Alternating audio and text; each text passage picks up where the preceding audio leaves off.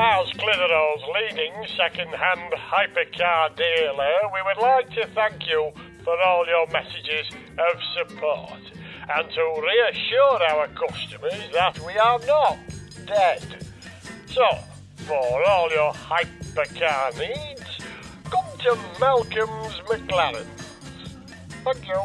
Buffalo girls need to go around the outside.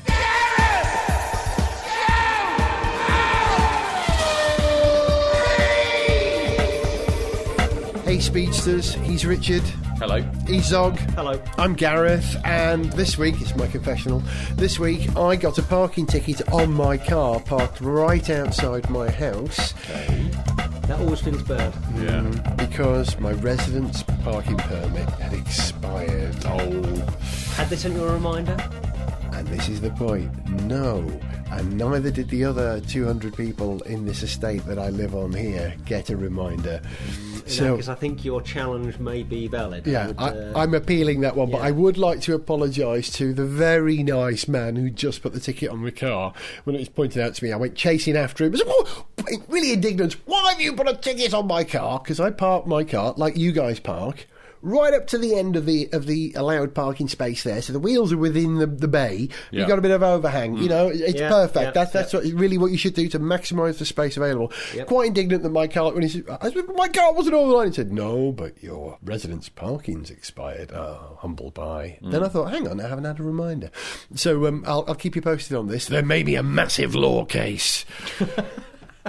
There might not be, though. I might just do a podcast. Stiff letter, though. There'll be a bit of touchiness, stiff letter, and maybe we'll get away with it. Yeah, we'll see. Okay, Richard, you must have had a really rubbish parking experience to match that, or... Yeah, I've had tickets. The worst one that I can remember was when the Toyota Yaris came out. This is a few years ago now. Yep. And we were filming it for old Top Gear, and we'd actually got one of the first ones in the country. It wasn't even on sale.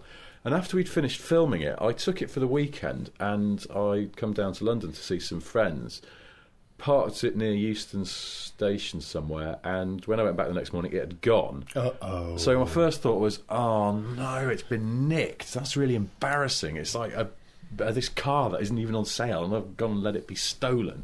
Rang the police, and they just went, has it been stolen? I went, yeah.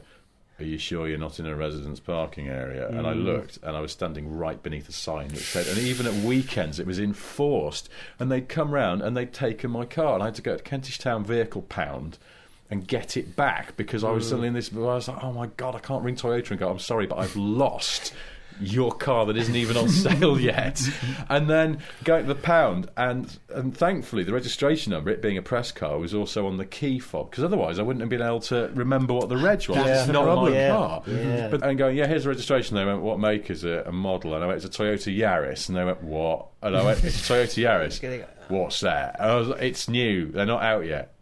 They're not out yet. And I was like, oh God, do I have to explain this? Just give me the car back. Yeah. So that was pretty bad. I also, do you know, I don't remember I mentioned this on the show before, but when I lost my Rover, when I used to have that Rover 75, and one of my neighbours reported it as an abandoned vehicle. You have mentioned.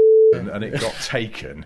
Which I thought that was institutionalised theft, basically, or extortion. They took it, and by the time, I mean, this is sort of my fault, by the time I noticed it had been gone a week. They didn't send me the thing to tell me they'd taken it, which is why I got some money back from the £550 I had to pay to get my own car back. Cars are a liability. Do you know what? infuriating. I've built into my budget now an amount for incidental fines and things that you just cannot avoid no matter how careful you are. It just has to be there every year. So I doubt you've ever had a parking issue, have you? Zero idea. Well, I'm going to skip entirely over the whole parking ticket congestion fund thing, because it's just too horrible, and I don't even want to talk about that. But a while back, have I ever mentioned this one? My MG Midget, the one that I left parked for a while in Golders Green. Yes. Someone borrowed it and improved it for you. You've told us that one. Okay, you borrowed it back and you got a free cushion. And pretty much. To cut a long story short, I had you were up on the deal. I was on the deal. Yeah, I left it parked in Golders Green, having moved house. I basically left it parked for about a year. And then when I went back to retrieve it, somebody had inevitably started using it because they thought it was abandoned, yada, yada, yada. So I more or less nicked it back off them with the help of a friend, and they changed the radiator, so I got a slightly fixed up MG midget out of it after a year. They were probably a little bit miffed, but I made a report at the local police station to explain what I'd done, so if anyone reported it stolen, it wasn't stolen, it was mine. But I've told you that already, so I'll have to think of another embarrassing parking story. I just ask, I did once, well, just the law on claiming an abandoned car. Johnny Smith, friend of the show, Yes, lovely Johnny. Claimed an abandoned Volvo 340 that had been left in a station car park. I'll have to ask him how he did it. However, I can think of 2 cars which I'm pretty sure are abandoned that I see on a route that I do through London a lot of the time. The only thing is that one of them's like a Hyundai Amica and the other one's a slightly tatty Peugeot 106. They're not really cars that you'd want. Not the most tempting vehicles. But at the same time, there's sort of, you think, well, just in principle, if I wanted either of those cars and they really are abandoned, how you go about going, can I have those? I've spotted a gold 911 Targa parked in Hackney for a year and it's just dilapidated. I left a note on it, but no response. Really? I wouldn't mind just taking that and loving it. Well, maybe, because what you have to do is and keep that location of that car concealed. You maybe do something with it later. No, I think the way it works out is if you want to register an abandoned vehicle, you basically write to DVLA and you apply to register the vehicle in your name, and they will contact the registered vehicle owner, and if the registered vehicle owner doesn't get back to them, then you can register it. I've just remembered. So I obviously wasn't keeping up with my addresses on the DVLA and they can't find you. So I've just remembered the former editor of Autocar, a chap called Rob Ahern, once did this with, I think it was a Lotus Eclat, that he'd seen in a lay-by, and it had just been there. It was clearly abandoned. It had been there for months, years, and he sort of went, so he went through this procedure, whatever it is, and then it wouldn't move, so he'd arranged for a truck to pick it up and bring it to his garage, and just to his garage at his house rather than a place to fix it, put it in there with a view to getting it recommissioned, then realised, of course, it's an old Lotus that's been sitting for ages. It had a lot of work needed doing to it, and what he'd basically done is just filled his garage with a pile of plastic rubbish. It seemed like such a good idea spare at the time. parts, come on, spare parts. I think that sort of Lotus, that's not a car, that's a project. Yes. Good afternoon, Sven. I'm making my way to the Saab Canteen. Would you like to join me in a safe and ergonomically excellent way? Yes, Sven, I would. I'm told today they're serving fish in the Saab Canteen. Fish in the Saab Canteen? Let me guess. Is it a turbot? No. Sniff Petrol with Gareth Jones on speed! A few very interesting cars have appeared recently, and I've asked Sarg and Richard to have a think about, of all the cars they've seen recently, which is the one that they would really want to bore people at a dinner party with, or in this case, a podcast with. Richard, I know the car you probably want to talk about. Mm-hmm. I was just going to talk about the Jaguar XJ, the new one, because I've actually driven that. So I'll take from the top, first of all, the way it looks, because I think the looks are quite controversial, those blacked-in rear pillars, those vertical taillights. I'll just say 2 things. That, first of all, when you see it in the flesh, it looks a lot better than maybe it does in pictures. And the more you see it as well, you get used to it, and it really does start to make sense. And it is everything that a Jag should be, because it's modern, even a little bit futuristic, rather than this retro thing they've been doing for the past few years. And this is a chief designer, Ian Callum, has now got, well, I think he refers to it as the trilogy.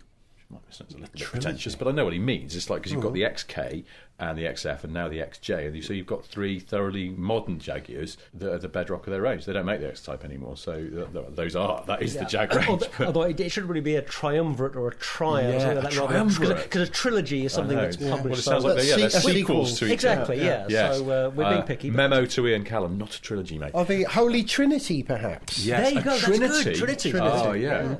Well, anyway, so did I mention this, that I was driving down the M1 a month or so ago, and I saw the new XJ going the same direction as me, ahead of me. But no, not the new. I mean, they've made more than one of them. Oh, sorry, you didn't see the new XJ. One of the 2 new XJs. I know times are tight in development. Like, I think we had a joke on Top Gear once about when they announced they'd facelifted the Peugeot 607. And Just the one. They facelifted the 607. The French foreign minister has given it back. They facelifted it, given it back to him again. But as I came upon this car, the second I clapped eyes on it, at first I saw the shape. I thought, I don't recognise that shape. Jaguar. Yeah. There was no doubt Yeah. how they've achieved that. It does not look like any Jaguar in history, and yet my first glance of it from its rear three quarters, I knew it was a Jaguar. And as we passed it, it's really reconfirmed, hammered home with that enormous front grille. Yeah, it's quite aggressive, that front end. What I'd say is, though, the back end, with its sort of its futuristicness, actually, and maybe my mind was slightly warped because I went to drive this car in Paris, but seeing it driving through Paris, because I followed another one, and it looked quite Citroën-y to me. I've said that before, I think, haven't I? It's a C4, that's CX. not a criticism. It is. I think it's a car that gets nice looking. That's the outside. The inside is excellent as well. Really nice interior with these virtual dials. It's a TFT screen, so there's no actual instruments. The new Range Rover has this as well. More and more cars will have it. It's great because it means they can play tunes on it to do all sorts of things. So when you engage the sport mode, the dials get rimmed in red, and also the gear change indicator appears where the temp gauge and the fuel gauge are, and it has this, it's too complicated to explain, but it has this lovely sort of graphic animation, the way that when you change gear, there's a number in a circle, so the number 2 sort of goes swooshes out of the way, and the 3 is sort of just faint in the background. Suddenly goes vroom, up to the front of the screen. When you've got the sat nav on, the whole of that virtual dial where your temperature and your fuel would be becomes momentarily an arrow to show you where you should be going, and things like that. So it's amazing configuration options. It's interesting that is really one of the first examples we've seen of this kind of optimisation of LCD screens and things in cars on a Jaguar. Because do you remember, I can't quite remember the name of it now, but there was a Ford concept 8 years ago, a little orange square cartoon drawing of a car. Yeah, it had a funny name. It was called something like the O21C. Well, it's a Pantone colour. Yes, It's publishing. That's yeah, what I remember. Yeah, Yes. and a fantastic concept. I mean, that was my favourite Ford concepts. At the same time, and I think it was included on this particular car, but it was something Ford were talking about at the time, was saying, well, in the future we're going to do away with conventional dials and we'll have some kind of digital readout, and you could reconfigure. And they suggested all these different modes that you could have there. And at the time I thought, wow, someone's going to go with that. It's taken a long time, but I wonder if that DNA has come out of the Ford part of Jaguar, because it has momentum, that sort of thing, doesn't it? I mean, the thing is, I don't think, deliberately, they haven't gone as far as they probably could with this. You can't just go into some sub-menu and change the complete look of the instruments to suit you. There's no reason why you couldn't, but I think what Jag do, unashamedly, is say, look, we want to keep things simple.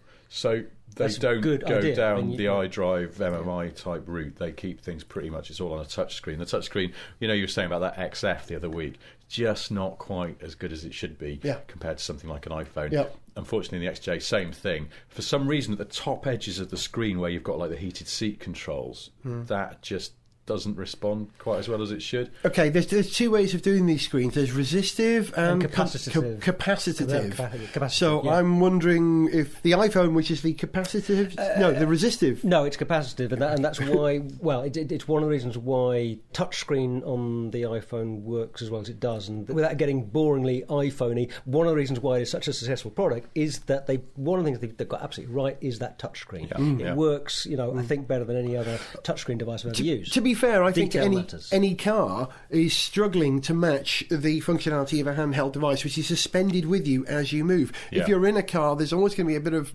bounce, unless you're in a Bentley. I don't know. Yeah, but it should be possible to figure that kind of stuff into whatever algorithms, whatever software is interpreting the data from the screen and saying, right, that equals somebody trying to hit that spot there on the screen. Yeah. Right. Well, anyway, so that touchscreen is one of my actually few criticisms of that car, because I personally like the looks. Yeah, me too. I love the interior. The interior is again everything that a Jaguar probably should be. There's a few bits that aren't quite there, but by and large, it feels very luxurious. It feels very well made. So that's good. My other, and this is my biggest concern about that car, and it's a minor concern because it's not the end of the world, but the ride is not quite as soft as you would expect, perhaps, of a big Jaguar. Now, they've done this deliberately because they decided to move it towards the sportier end. They're saying, we're a sports car maker. Yeah. Now, so they're saying this is the conscious thing. And the trade-off is, I've never driven a big car that you can chuck around And that This feels a lot smaller. It's so agile. Yeah. The steering is incredible. I don't know how they've done this. It's so good you don't notice until you sort of think about it and you go, because you can drive it very sort of in that kind of minimalist way that you would in a sports car. You don't have to put in armfuls of lock to get around to even tight corners. Variable rate steering, it must be. Well, it doesn't feel like it because it has this beautifully sort of consistent assistance level, which, for example, my Mercedes C500 long term doesn't have. It has a weird assistance. But it all over the presumably shop. has at least a level of computer control in the power assistance. Yes, it is lighter at low speeds, Yeah. and then wakes up. But the way that it's been programmed, or the way that it actually works in real life, is that it's so smooth and seamless. It's great. So you can sling it around, and yet you drive on the motorway. It's not sort of twitchy and nervous. It just tracks straight and true, so it's relaxing in that way. The body control is extraordinary. They've got some very, very good shock absorbers on that car and some very good tuning that it controls its mass, and it's quite light because it's aluminium, but it controls that mass very, very well. But it is just there's this slight. It's not crashy, you know, when a car sort of crashes into potholes and you've got that. If you've got any mechanical sympathy, you go, oh no, it's not that. It feels incredibly solid. It's a nice little sort of thud, but the fact that there's a thud there at all, I think previous XJs would have completely smoothed out any little zits in the road. This one doesn't. You feel the road. Now, it's not as bad as an Audi A8. The old generation A8 had a frankly terrible ride, particularly on big wheels, and all these Jags we were driving were on 20s, so I think if you drove one on 17s or 18s, then you'd probably find it had a perfectly good ride. The fact they've made it okay on 20s is quite telling. But overall, yeah, it's a lovely car to drive. The diesel one is fine, you know, it's quick enough. That's the one everyone will buy in this country, but the supercharged 5-litre one is a very, very naughty car indeed. It is fast as you like, and my absolute favourite detail, design-wise on it, this is only available on the supercharged one, if you have the all-black interior, the lining of the glove box is mauve, like an Oswald Boateng suit.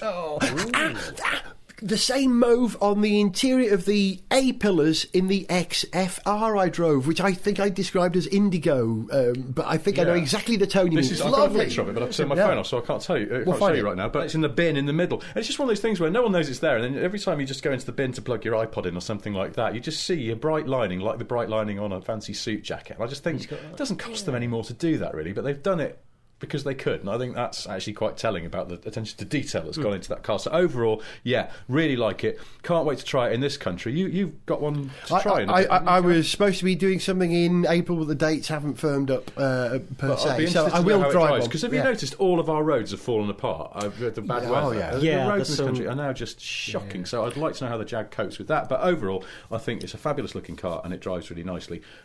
So, job's a good one. I look forward to taking one over potholes in Britain quick before they fix them all. Oh, that's all right. We've probably got about 5 years. Yeah.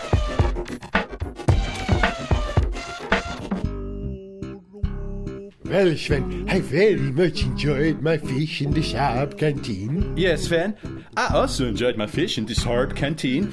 Here for pudding, they are serving ice cream in a cone. Ice cream in a cone in the Saab Canteen. Let me guess. Is it a 99? No. Oh. Gareth Jones on speed or Sniff Petrol! Make up your mind! If you're a fan of cars, and I rather suspect you might be listening to this show, either that or you're disappointed because this isn't Hamster and Furry Rodent Podcast Monthly, the thing you probably do is look through Autocar, and when you see a new car coming out, oh, I want to know all about that, and you read and absorb all the details.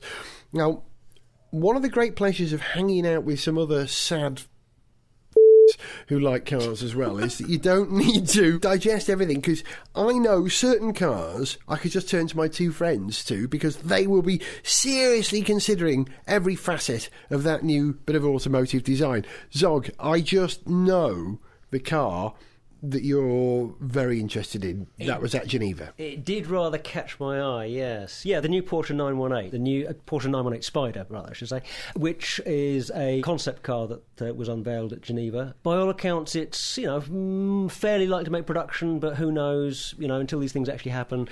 And it's Porsche's first sort of proper hybrid. So a lot of headline stuff going on there. It's beautiful, it's fast, but when I looked at the detail of it, I really was quite disappointed because it's not bold enough. It's not doing enough in the electric drivetrain hybrid area, I think, to really come up to the mark. It's a fabulous looking car. It's got a 500 horsepower V8 engine, mid-mounted, beautiful little two-seater. It's got twin electric motors for another 218 or so brake horsepower, and there are some very good looking figures in there. You know, it supposedly will get 78 mpg apparently, but still get a top speed of 198. 0-60 in 3.2, quicker around the Nürburgring than the Carrera GT. What's not to like? It's a proper Porsche. You seem disappointed. If you're going to do a hybrid vehicle, why not push the technology a bit further? If you've got only 200 horsepower, okay, only 200 horsepower, that's as much as some vehicles have, but in the context of this thing, you've got only 200 horsepower coming from the electric motors, 500 horsepower from the V8. That's a petrol engine car that's got an occasional bit of assistance from the electric motors.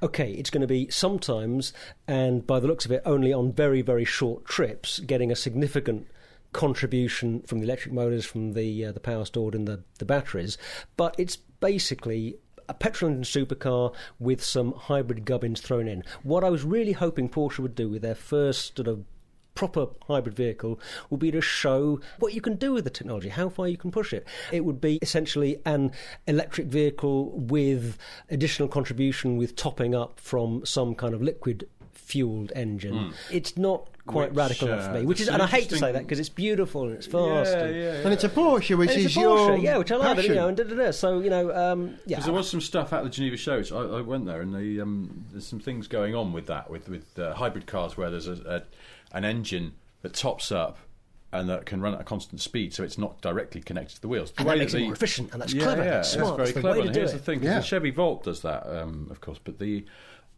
way that some other people are approaching it is using now different sorts of engines as well, because the Volt has just a regular four-cylinder engine. Conventional four-stroke four-cylinder. Now, Jaguar Land Rover are working with Lotus on something where it's got a little three-cylinder engine, so that's still fairly conventional, and I don't know how that's going to work in a Jag, because three-cylinder engines, although I love them, they always make a bit of a racket. Yeah, but that isn't. But so sorry to say, but I think that three-cylinder engine, which we did actually briefly talk about on the show last year, as I understand it, that three-cylinder engine, it's specifically designed to be a kind of a topping up velocity engine. It's basically that's just driving a generator to top up the battery. So yes, now the thing is that they've got this three-cylinder engine. They've said that, but there are also rumours, I don't think they've confirmed these yet, that the next stage will be a gas turbine, which is interesting. Yeah, I think we've had this conversation before. I think that is a very smart way of harnessing energy from a fossil fuel and storing it. But this has been the problem with gas turbines in the past, getting the power from that very high revving thing to the motors. They're very laggy in cars because the throttle response is all over the shop. You can't really hybrid drive. But, well, this thing, in the context of a hybrid vehicle, you are able to combine the best characteristics of your gas turbine engine, i.e. its efficiency, and then by coupling that to a generator, which is then going to charge up a battery that's going to connect to an electric motor, you're then able to combine that in a very efficient way with a motor that gives very efficient power delivery instantly, massive torque from low. It's a great combination. Do you know what? If I was going to invest in any companies at the moment, there are two who come to mind. One is let's have a think about this. It would either be Bede. Do you remember the BD-5, the little single-seater jet that Roger Moore flew in when he played Bond? Yes, in Octopussy, I think was it Octopussy? A tiny single-seater personal jet. What's sort of very bulbous canopy? That's the one, yeah. It was called a BD-5 or a BD-6, made by Bede, an American company. Okay. And they have really tiny gas turbine engines in them. Now, that's the sort of size motor you need for electric hybrid cars of the future, driven by gas turbines. Or the other people I would go to is someone like Irvine Engines. I don't mean Eddie Irvine, but Graupner, Ripmax, Enya, OS, got a model airplane engine, and other people who make model aircraft engines, who have all developed gas turbines on a mini scale. And I've ridden a skateboard powered by one, so it shows you how much power they can put out. Well, that's hang on, these... did you ride it or you just dragged along by it? It was it was a slow start because it wasn't driving electric motors. It was blowing out the back. It was a slow start, but then when it got going, I think it's time to get off. I've been on a skateboard Club that was powered by an electric motor, and it was frankly terrifying. Yes. Just quickly, I was going to say as well, the other way that they're looking at these sort of constant velocity engines, another approach, Audi had a hybrid A1 on show at Geneva, and in the boot, a lovely glass panel in the boot floor to allow you to see the tiny, tiny Wankel rotary engine. Oh, lovely. Again, running at constant speed. It's microscopically small. It's not, it's not like the one in a Mazda RX-8. And I guess, they're quite thirsty when they're having to haul a car around. But just having it running at optimum speed, they've chosen it for compactness and smoothness. Nice. Well, one of the things about a Wankel engine was always supposed to be that you can get more efficiency out of it. In practice, never seemed to work out that way. But maybe this, smaller design running at constant speed gets closer to that. Graupner made a model single. Are they cylinders? Single rotor Wankel engine in the 1970s. So, hey, I'm just going to make a couple of phone calls. I was going to talk about one of my favourite cars at the moment. Shall I do it in less than a minute? Because we've got to finish the show. Yeah? Okay, you know me well. What's my favourite body style on a car? Shooting brake. Is the correct answer. And how do we define shooting brake? Ponceline named estate. Zog wins. That's true, yes. Oh, well, other definitions are available. What, like a sort of three-door estate? Is that what you're thinking? In my opinion, shooting brake should be three-door, kind of so a you're coupe thinking like a estate Reliance car. Scimitar GTE I'm thinking or like that. Volvo P1800? Oh, I'm yes, thinking exactly. like that. Volvo 1800 ES, of course. Yes. Stop it. Oh, right, thank you. So, Lynx Eventer. Oh, no. You I see? saw one of those broken down on the Marylebone Road the other week. There's What a are the lot chances? of them. Not breaking down, but just seeing one. But anyway. And as my two sons and my darling, fantastic girlfriend will tell you, when we're driving around, the car which mostly turns my head and I shout out like I'm greeting an old friend is if I ever see a Bentley. So I'm driving around, Bentley! And the kids go, Bentley, my old friend. Dad, you don't know that car. So I love Bentleys. And when I saw that there was a shooting brake version of the Bentley Continental, is it? I think it's called the Bentley Flying Star Shooting Brake by Touring Superleggera, which That's is a bit of a mouthful. It's hard. It's tricky. And this but is a one-off being built by an Italian carrozzeria. yeah, they'll make them for you on will they? order. Oh, Yeah, good. That's worth bearing in mind. I don't know the price. There's no point. It's absolutely academic. If you have to ask, you can't. Yeah, exactly. But in my mind, that is almost the perfect car in the whole wide world. That's my dream car. I absolutely love that. And do you know why I love shooting brakes? Because you can have a nice sporting car, but you can then drive into a field or the bottom of a hill, go round the back, flip open the boot, right, and slide out at least a 6-foot wing which is stored in the roof of the car, unless it's for your radio control model aircraft that you can go flying with. You see, you can't do that in a lot of cars. You need the length. In the state car you can, obviously. An MPV you can. You don't get it. Literally no idea what you're talking about. How many model aircraft do you have? Take a look at that. Have a look in the attic. Oh, really? Yeah, really. I'll show you. You'd be surprised. Is that why they're in your loft rather than, say, in your car? Because you don't have a shooting brake? True, I can't fly because I haven't got a car to do it at the moment. A shooting brake. So for me, it would be a flying brake. And so that Bentley, I've got to wrap this up now, that Bentley would for me be the perfect car if I hadn't remembered one of the car from my past I'd actually forgotten about last week. You know, the Gilbert Invader? Yeah. There was a shooting brake version. Yes, there was. I'd forgotten that. That's it. It's got a dragon on the front. You got model aircraft in the back. If only it was built by a member of Noddy Elder's family, I'd marry it. Sorry, I've overdone it. Just go and sit down over there then. Thank you. Well, that's it for the show then. Thank you for listening. I've been Richard. Goodbye. And he's been Zog. Goodbye. Has anyone got a towel? To send us an email, see pictures, get song lyrics, join our Facebook fan site or follow us on Twitter, go to GarethJones.tv. Gareth Jones on Speed is made in London by Whizbang. Gareth Jones on Speed! Hey, Sven, I hear the new boss is going to address everyone in the Saab Canteen this afternoon. Yes, Sven. I understand his address in the Saab Canteen will take the form of a poem. A poem in the Saab Canteen? Let me guess. Is it a sonnet? Yes. Good.